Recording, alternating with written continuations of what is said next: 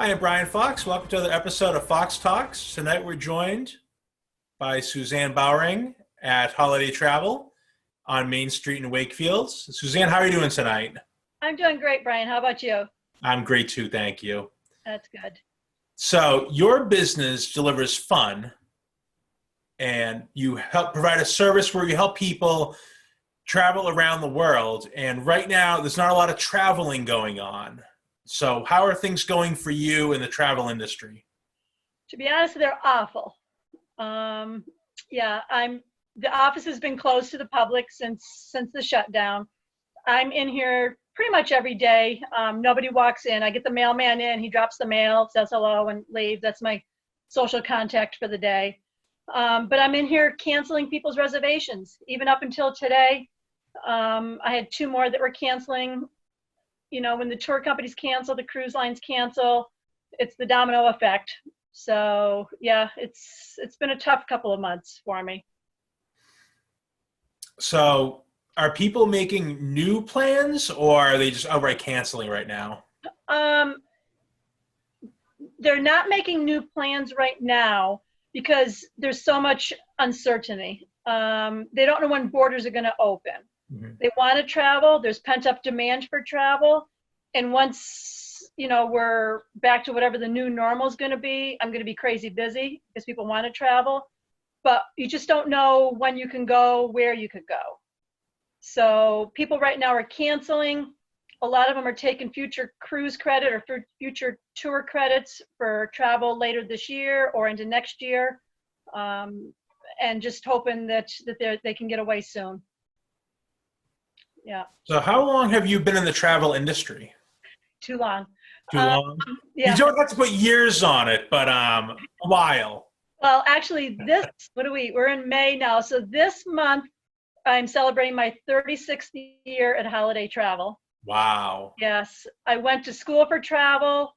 I worked at the old Crimson Travel. If anybody, I'm kind of dating myself now. Everybody remembers Crimson Travel. I worked there for a year and then started here 36 years ago. So last year at this time, I was celebrating my 35th anniversary with a couple of parties.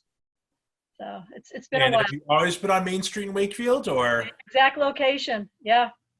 Because Yeah. I remember as a kid, to date myself, your building's always been there. My Yep. entire life would stop by and I'd beg to go and look at the brochures you had in the window. You had like the Mickey Mouse figures and Yeah. Yep. all that stuff there. I mean, it's an attention getter as you walk by. We were here before Brothers. When I first started, it was the Hazelwood restaurant. And they went out of business a couple of years later. Brothers came in, and yeah, between the two of us, this part of the block hasn't changed. That's amazing. In a downtown, it seems to fluctuate frequently. That you have two. Brothers opened in '83, I want to say. So you've had both your locations there for a long time Long now. time. Yeah. Yeah. I think Hart's Hardware and Holiday Travel are the two longest continuous businesses.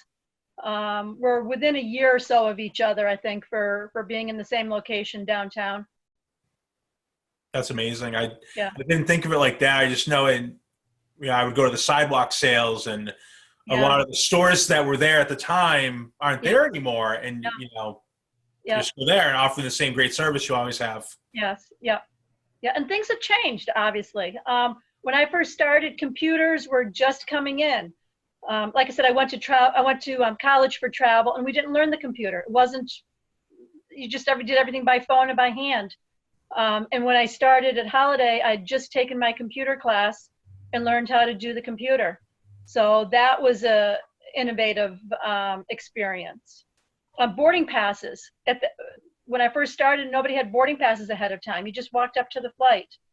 And I can remember when boarding passes started becoming the thing, the airlines would pay us 25 cents per boarding pass that we would issue ahead of time for customers.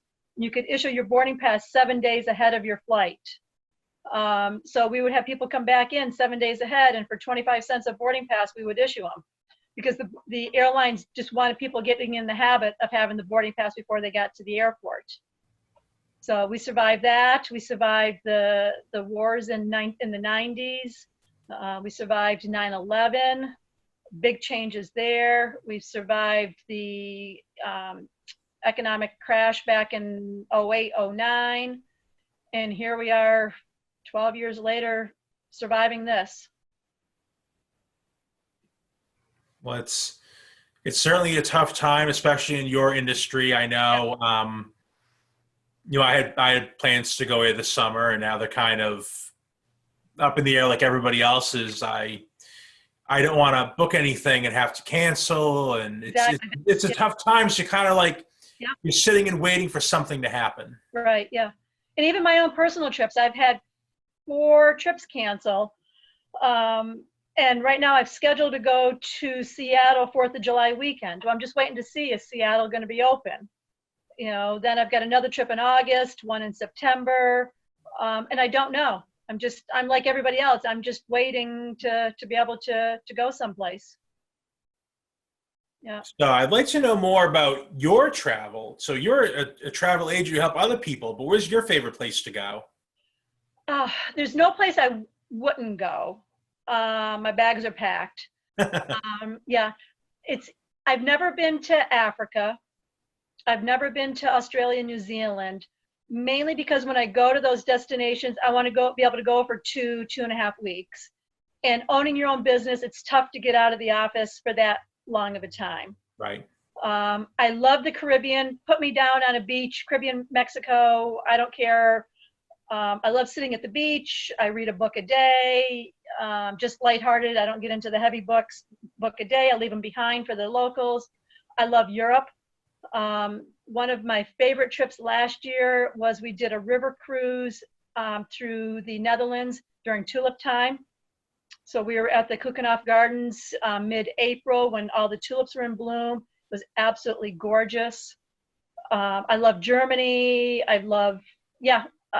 spent this past New Year's in London. I don't have a favorite place. I'm just game for anything.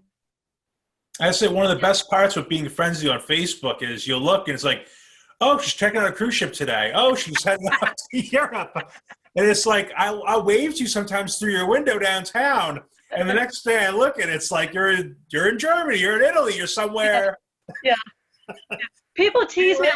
Oh, yeah. People would tease me. They say, don't you ever work? And I say, yeah, I am working. And they say, no, you're in Cancun, for example. I said, well, yeah, I'm working. And a lot of these trips, they're not all vacation. They are working trips. So when I'm in Cancun, I'm out doing hotel inspections. One of the trips that I've got coming up, hopefully, in August is, speaking of Cancun, back to Cancun. Well, one of the days I'm going out and I'm seeing 6 or 7 different hotels and taking notes, taking pictures, trying to figure out, okay, what type of clientele is this the best property for? Because any place in the world, every property is not for everybody, but there's a property for somebody.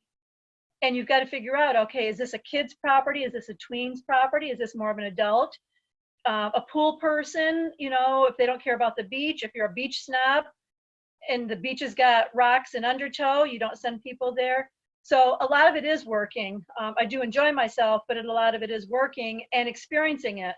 So when I come back and Brian Fox comes in and says, I want to go on a riverboat cruise and this is what I'm looking for, I can kind of guide you and steer you towards what is right for you versus you doing all this research online and just taking the will and the reading the comments and everything and hoping that you're getting the right package.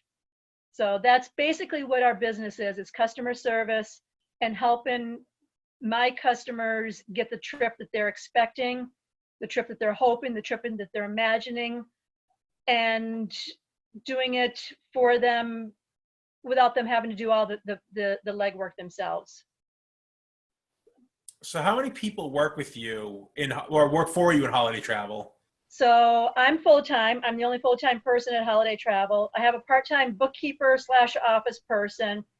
And then I have 4 agents that work, call them outside agents. Basically, they work from their home. They come into the office when need be, but they book friends and family. And then they fill in for me in the office here when I am away. So there's 6 you got those 4 or 5 trips a year that you need to go on. There's someone there to keep the office going. Yep. And the same when they're away, I cover for them. So if one of their customers is having a problem or needs to make a payment or has a question, I'm here to cover for them. So we help each other out. Yeah. So what's when you're booking something, is there like a joy you get helping plan a trip still after all these years? Most definitely. And I'm so jealous when I'm working with people's trips, especially if I've been there and I'm recreating, say, oh, I really want to go back here. Budapest, Hungary. I've been twice. I would go tomorrow if I could. It's just fabulous. And when I'm working with customers, they're either going on a riverboat cruise, or they're doing a motor coach tour, or they're just flying in and renting a car and driving around. And I'm so excited for them to see everything there is. Patrick Sullivan, who you know well, went to school there, and he'll send me clips, or I'll send him clips or pictures, or when I'm there, I send him pictures and he says, oh, go visit this. It's just one of those destinations. It's Eastern Europe. It's a former Eastern Bloc country. A little bit more Americanized than some of the other Eastern Bloc, and I use Americanized relatively loosely. Western, I guess, maybe not Americanized. That shouldn't be the word I use. Western should be the description. But there's still so much there that is still the old Russian Bloc countries. It's just amazing. And if you do tours and you get a local guide that grew up when it was under communism, the stories that they tell, I come back and I'll tell my customers the stories, and they're just sitting there like with their mouths hanging open, like, I can't believe this is part of the world that we never knew was going on. Just a quick 30-second story. One of the guides that we had, actually I was in Prague, and in the 80s, both her and her husband were professors at a college, at a university. They couldn't afford a clothes washer, a clothes machine, a clothes washer. They had a baby and she had to stay home. He said no until she had to go in the hospital for some complications. She came home. He was tired of doing diapers, and they figured out how to get a clothes washer. This is in the 80s, 1980s, not 1880s, 1980s. So it's just amazing the stuff that you learn from the local guides over there. Do you try to, you go to a lot of places, obviously. You try to learn the language at all before you go, or you just try and pick it up little bits and pieces when you're there? Pick it up a little bits and pieces. College and high school, I had French and German and Spanish, so I had the Romance languages. When I'm in a Spanish-speaking country, whether it be Caribbean or Mexico, I can do the touristy language. I can understand them more than I can speak it. And then when I either go to France or Germany, the Spanish is so much in my mind that I mix the languages. I'll start out in French and ended up in Spanish, or a few words here and there, just because my mind is all just jumbled with all the different languages going through my head. So I can't carry on a conversation. I can read a lot of the signs. I can look at a menu and figure it out. But I don't know any of the other languages. So a lot of people speak English. So when we're in Budapest, everybody speaks English. Iceland, supposed to be going to Iceland over Labor Day weekend. We'll see if I get there, but they can't graduate high school until they're fluent in English. So the last time I was there, I never ran into a person that didn't speak English. So hate to say that we're spoiled, that you can go a lot of places and not have to have a language barrier. But you can always get by, between gesturing and motions and just working with them, you can get by. One of the fun things to do when you're away is if you can catch a sports game, a local sports game when you're out of the country. And way back in the early 2000s, I was watching the Super Bowl once again back in Mexico in Cancun, and it was Curt Schilling and the Bloody Sock. We were watching it on Spanish TV, so we could obviously follow the game because we knew what was going on. But the camera kept zooming in on Curt Schilling's Bloody Sock. We had no clue what they were saying. It was all in Spanish. We didn't know what was going on. It was before the internet, so you couldn't Google anything. And it wasn't until the next day, until we saw the highlights of the game, we found an English-speaking station, figured out what was going on. So it's fun to watch. I don't know if you've ever watched any games out of the country to get a different type of an experience. I've been to Italy twice, and I'll go to my wife's family. She has aunts, uncles, cousins, all of them still living down in Italy, and huge soccer fanatics. And I've watched a few games over there. I got myself a Napoli hat, and I have a Napoli towel, and no one in America knows what either of those are. Right.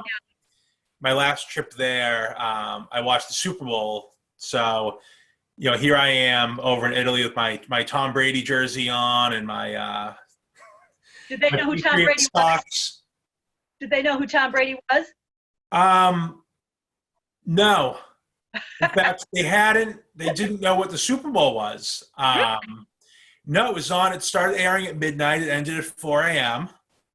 They don't run any ads during it. They just pan up to a corner of the stadium, and it's all in Italian. Three guys talking Italian, and da da da da. Tom Brady, da da da da. Rob Gronkowski, da da da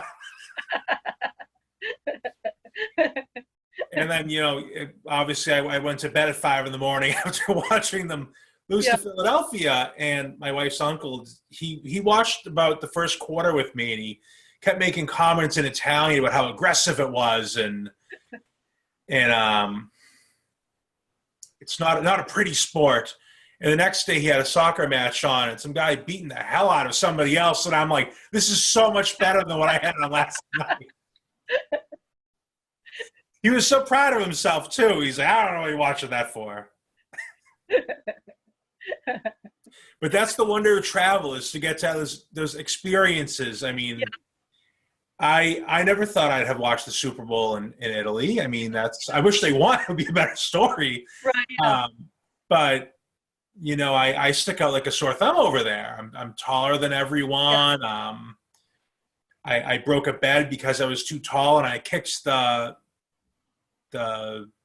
bottom part of the bed out. Yeah. The footboard, thank you. That an old style footboard. I kicked it out, and I was sleeping in a twin bed for the rest of the night. I mean, those are the stories you get when you're traveling internationally, and it's good to get out of your comfort zone. Yeah. And do you tan, or were you very white compared to the rest of them, or do you tan? I get red like a lobster. Yep. I haven't been there in the summer. I know that my wife's aunt, she tans like almost leathery looking.